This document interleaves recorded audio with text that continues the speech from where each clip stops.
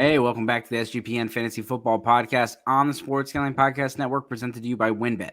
WynnBET is now live in Arizona, Colorado, Indiana, Louisiana, Michigan, New Jersey, New York, Tennessee, and Virginia.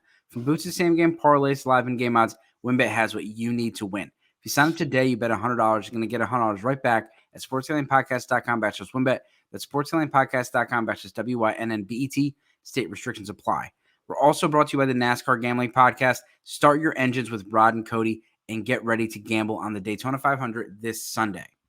So we've been going through our rookie profiles. We got probably about 15 done already, if not a little bit more than that. And we're going to talk about Rakim Jarrett today. Make sure you guys like, subscribe, and hit that notification button so you don't miss out on the other episodes. We also got mock drafts, rankings, special guests, and some giveaways. We gave a Ken Walker jersey out a little last week. So Rakim Jarrett, he's 6 foot, 190 pounds. 2021, he had 62 catches, 829 yards, 5 touchdowns. Looked like he was starting to really warm up. He's also got another receiver on this team, Dante Demas, that people were really excited about.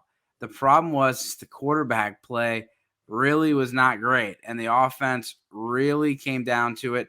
And 2022, 40 receptions, 471 yards, 3 touchdowns, and only 11.8 yards per catch. He's a 5-star recruit. Like, this guy could have went to a whole bunch of different situations, and he ended up going to Maryland, and at the end of the day, it really kind of hurt him. Brad, let's talk about Rakim Jarrett. Yeah, think about this. He committed to LSU. So you got 5-star recruit Rakim Jarrett. You got 5-star recruit in Jamar Chase. And you got Justin Jefferson. And you got Joe Burrow. And you got Keyshawn Boutte. Like, that's a stacked wide receiver room. Malik Neighbors. Yeah, you got all these. It's crazy to think that's where he was going to go. So I think he saw the writing on the wall. Like, hey, look, there's a lot of talent there. I'm going to stay home in Maryland, and I'm going to take my talents there. And look, this is a guy that moving into the 2022 season, preseason was already on the 2022 Biletnikoff watch list. They already knew this kid was ready to break out. They were paying attention. He wasn't an ad in season. He wasn't a late ad in season based on performance. It was projection. Hey, look, this dude performed as a sophomore, and we think he's going to do it again in the 2022 season. And like Dave said, it just didn't come to fruition. So let's break down Rakim Jarrett. We got 6 foot, 190 pounds. Pretty good size in today's NFL at the wide receiver position. I would not consider this undersized or anything like that anymore, right? When you think about Justin Jefferson and guys like that, they're around that 190, Stephon Diggs, that type of size, which we'll get to here in a second. So his first pro, I'm actually going to put these in a different order. I'm going to talk about his football IQ. And that second one, I just said he's smart. He plays the position smartly. He knows how to get off press coverage.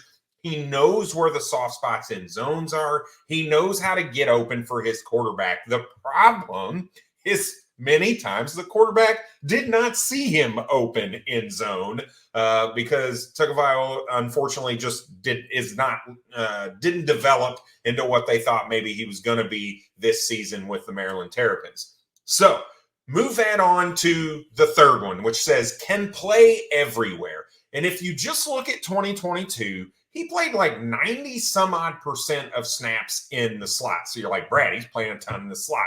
If you go back to that breakout season in 2021, he played like 53-47 slot versus outside, right? And that was his best season to date. He can really play in both positions. He's not just a slot guy. He can also play outside, which is very important at the next level when you talk about press coverage and reading zones and all that thing. Being able to line up various alignments in an offense is a huge asset to an NFL offensive coordinator.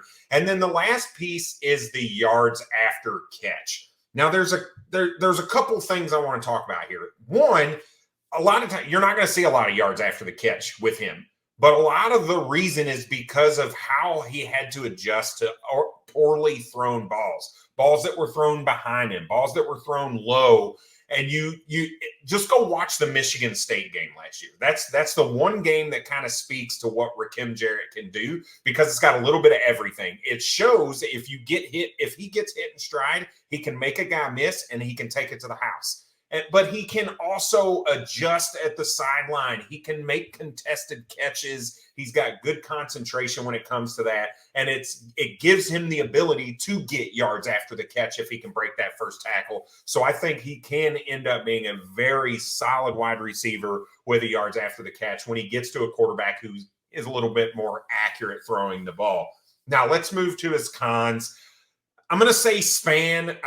You can watch. He's got kind of small arms. He doesn't have a huge catch radius, right? If you think like a Devonta Smith, who's 6 foot 170, but he's got like an 8 foot wingspan, it's just massive, right? Rakim Jarrett does not have that. He's got the ball's going to end up having to be somewhere near the breadbasket so that he can adjust and make that catch. There are several instances of balls that were thrown a little high that he can go up and he's trying to make the catch. It just can't quite come down with it.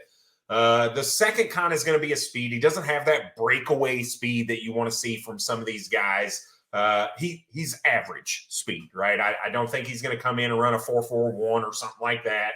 I think he'll be high 4.4s, low 4.5s most likely. And then the last part is the contested catch. And this is a double-sided coin for me, right? I talk about how he has the awareness on the sideline to make some of those difficult catches. He's able to adjust when he is blanket covered to make a catch, a contested catch. What he's not going to be able to do is go up and get the ball, right? He's not going to be that type of contested catch guy. But when he does have that coverage and the ball is placed pretty well, he can make the adjustments necessary to make a catch. Now, I took the easy way out with his NFL player comp. I took another fellow Maryland Terrapin, and I'm going to say Stephon Diggs is that guy, right? It's very similar style of play. He's got that football IQ. I don't think he's as refined of a route runner as what Stephon Diggs is or was coming out of Maryland, but the skill set, being able to find those soft spots in the zones, being able to make a guy miss when he's hitting stride, being able to line up all over the formation. It reminds me a lot of what you see people, what you saw Minnesota do with Stephon Diggs, and ultimately what you're seeing the Buffalo Bills now do with Stephon Diggs as well. Yeah, and Diggs was a 5th-round pick. So we're looking at this kind of from a prospect level. Right. Obviously, if this was Stephon Diggs, he would go in the top 5 picks. Jarrett's projected to go, like Brad said, around the 3rd round. Late 3rd round pick.